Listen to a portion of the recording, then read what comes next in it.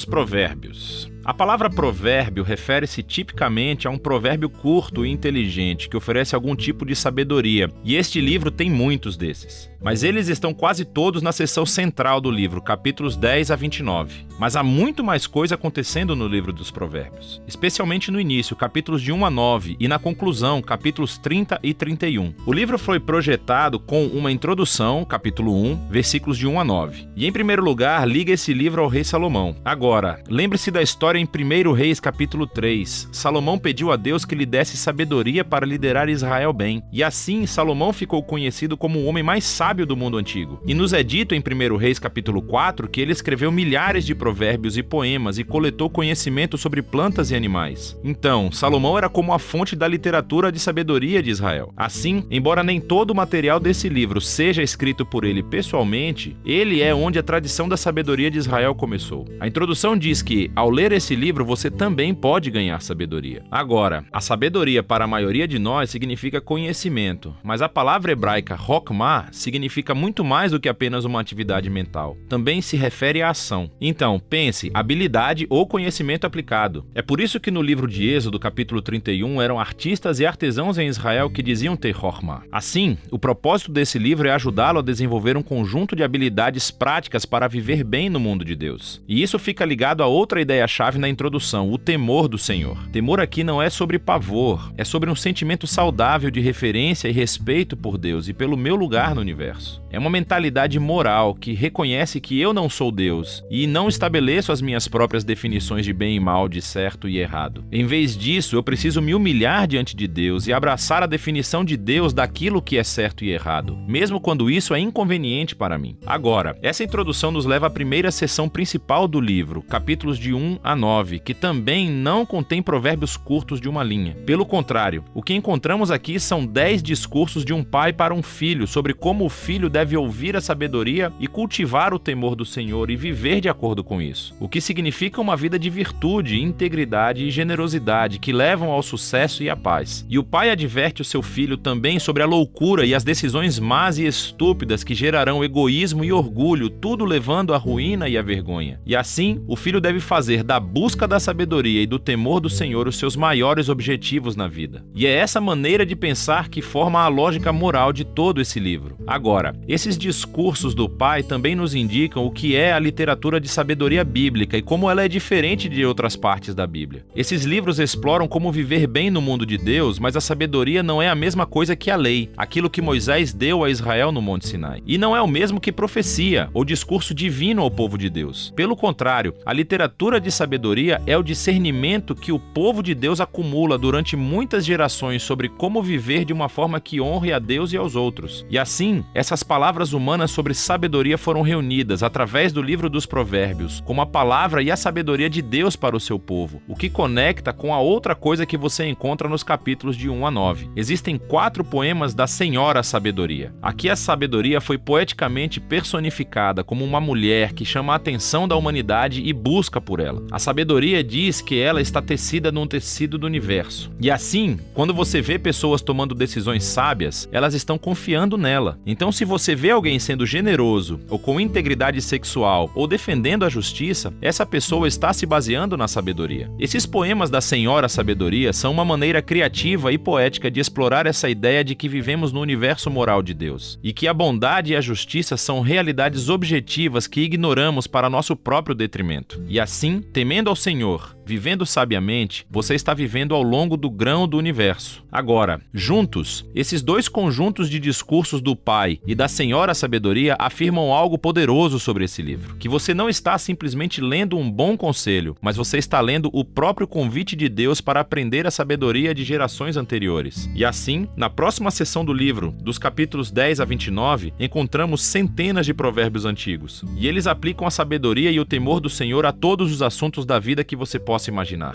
Família, trabalho, vizinhança, amizade, sexo, casamento, dinheiro, raiva, perdão, álcool, dívidas, tudo. E todos esses assuntos são filtrados através do sistema de valores de Provérbios de 1 a 9. Agora, esses provérbios são muito curtos, são fáceis de memorizar. E, na verdade, essa seção do livro deve se tornar um trabalho de referência que você retorna várias vezes ao longo dos anos, o que levanta algumas questões importantes à medida que você aprende a ler esses provérbios. Em primeiro lugar, os provérbios são, por natureza, sobre probabilidades. Se você teme ao Senhor e faz escolhas sábias e boas, as coisas provavelmente irão bem para você. E se você não teme ao Senhor, você é tolo e a sua vida provavelmente não irá bem. Ora, isso é muitas vezes verdade, mas nem sempre. O que leva ao próximo ponto de que os provérbios não são promessas. Eles não são fórmulas para o sucesso. Assim, alguns provérbios, como por exemplo, o temor ao Senhor prolonga a vida, mas os anos dos ímpios são interrompidos. Ou, treine a criança no caminho que deve seguir e quando estiver velha não se afastará dele. Temer a Deus e ser uma pessoa moral provavelmente levará a uma vida melhor e mais longa. E criar seus filhos em um lar estável e amoroso os prepara bem, mas não há garantias. Muitas coisas podem dar e muitas vezes dão errado no nosso mundo. E por último, os provérbios, por natureza, enfocam a regra geral, mas não as exceções, que são muitas. E os livros de sabedoria não ignoram isso. As exceções são aquilo de que os outros livros de sabedoria, Jó e Eclesiastes, falam. E juntos, eles reconhecem que a vida é muito complexa para fórmulas simples. E é por isso que precisamos de todos os livros de sabedoria juntos para obter uma visão mais ampla. Isso tudo leva à seção final do livro, duas grandes coleções de poemas. Primeiro, poemas de um homem chamado Agur, que começa reconhecendo a sua própria ignorância e tolice e sua grande necessidade de obter sabedoria de Deus. E Agur descobre que a sabedoria divina foi dada a ele nas Escrituras, que o ensinavam a viver bem. E assim, Agur é apresentado diante de nós como um leitor modelo do livro de Provérbios. Alguém que está sempre atento para ouvir a sabedoria de Deus através das Escrituras. Os poemas finais estão ligados a um homem chamado Lemuel. Ele é um rei não israelita. E ele passa a sabedoria que foi dada a ele por sua mãe. É uma orientação sobre como ser um líder sábio e justo. E então, o poema final é um acróstico ou um poema alfabético, onde cada linha começa com uma nova letra do alfabeto hebraico. E o poema inteiro é sobre a mulher de caráter nobre. Ele retrata uma mulher que vive de acordo com a sabedoria de Provérbios e se apresenta como um modelo de alguém que aceita a sabedoria de Deus. E depois traduz isso em decisões práticas na vida cotidiana, no trabalho ou em casa, na família e na comunidade. Assim, o livro começou com as palavras de um pai a um filho sobre a necessidade de ouvir a Senhora sabedoria. E agora o livro termina oferecendo as palavras de uma mãe ao filho sobre a mulher que vive com sabedoria. O livro dos Provérbios é para todas as pessoas, em todas as fases da vida. É um guia para viver bem e com sabedoria no mundo bom de Deus. E é disso que se trata o livro de Provérbios.